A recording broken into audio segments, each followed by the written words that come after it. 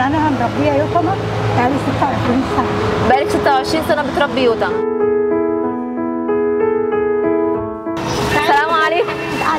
معلش جايه وحضرتك بتاكلي. تعالي كل معايا. ربنا يخليكي يا رب. قولي اسم حضرتك ايه بقى؟ مواليد. حضرتك عندك كام سنه؟ مواليد 66. ربنا يديك الصحه يا حاجه. حضرتك متزوجه؟ انا جوزي متوفي. جوزك متوفي؟ عندك اولاد؟ عندي 4. ما فكرتيش ان انت تقعدي ولادك المتجوزين دول يصرفوا عليكي؟ طب حاجه انت بتعاني من اي مرض او عندك اي حاجه تعبانه؟ انا يمكن في عينيا. الف سلامه عليكي يا حاجه. فقرات بتاعت ظهري مرة عامله على بعضيها. طب قولي لي يا حاجه ايه سر الرضا اللي انت فيه ده؟ الحمد لله. الحمد لله. ما هو الحمد لله على كل حاجه. ايام الحلوه اللي داخله علينا دي رضا من عند ربنا. طب انت نفسك في ايه يا حاجه؟